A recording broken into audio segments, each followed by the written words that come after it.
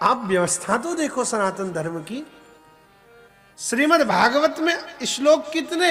18,000।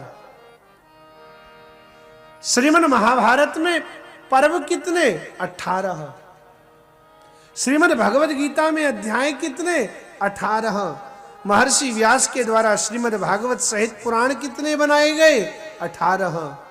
और भगवान श्री कृष्ण का जो मुख्य गोपाल मंत्र है वह भी 18 अक्षरों वाला ही है, वह भी अष्टादशाक्षर है। 18 के अंक की बड़ी महिमा हमारे यहाँ, कारण 18 के अंदर 9 का अंक छुपा हुआ है। 1 और 8 मिलकर के कितने होते हैं? 9। और 9 का अंक पूर्ण अंक माना गया है।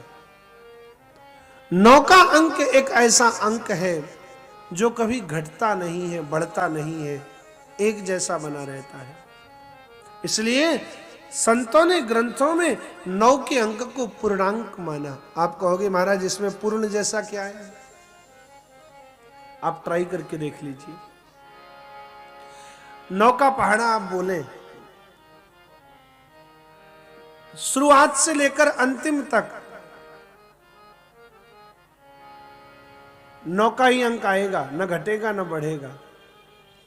कैसे?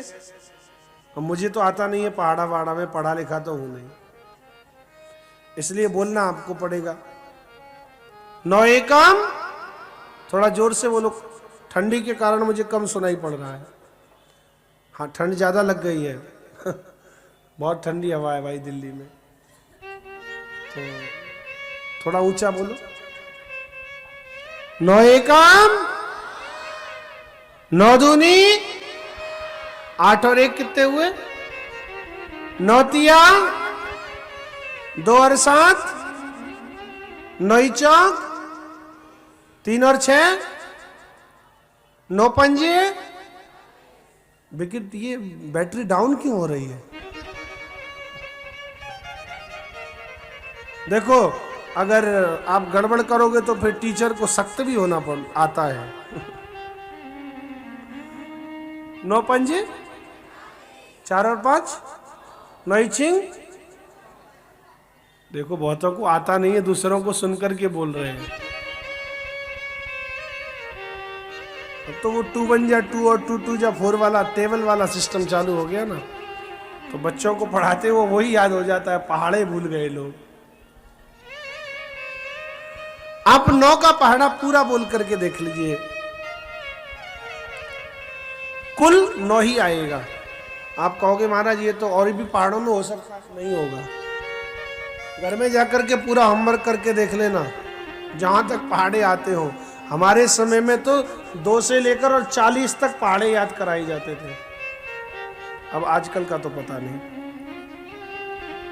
आजकल तो गुणा करना सिखा देते। मैं भी कभी कभी देखता हूँ बच्चे पढ़ते हैं तो 2 गुणा 1 बराबर 2, मुझे आता नहीं वो सब, पर 8 एकम 8 दूनी 1 और 6 7 ही रह गए, 8 तिया 24, 2 और 4 6 ही रह गए,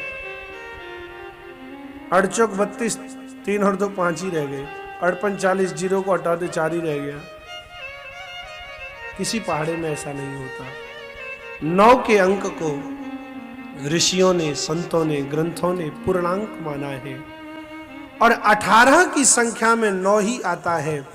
इसलिए पूर्णांक में, पूर्ण संख्या में नंदोत्सव की कथा का वर्णन करके मानो श्री सुखदेव जी महाराज जगत के हम लोगों को ये बतलाना चाहते हैं, दुनिया वालों, भगवान श्री कृष्ण पूर्ण पुष्टि पुरुषोत्तम भगवान है।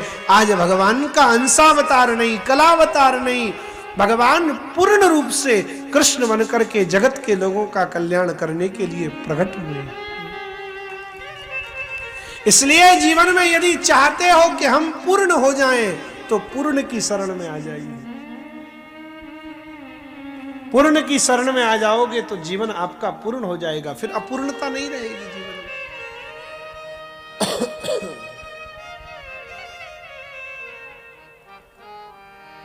आराम की गर तलब है, तो बस एक काम कर, आराम की गर तलब है तो बस एक काम कर, आ राम की शरण में और बस राम राम कर। आराम पाना तो सब चाहते हैं, लेकिन राम राम कोई नहीं करना चाहता। राम राम करोगे तो आराम मिलेगा। नंदोत्सव की कथा को प्रणाम किया है।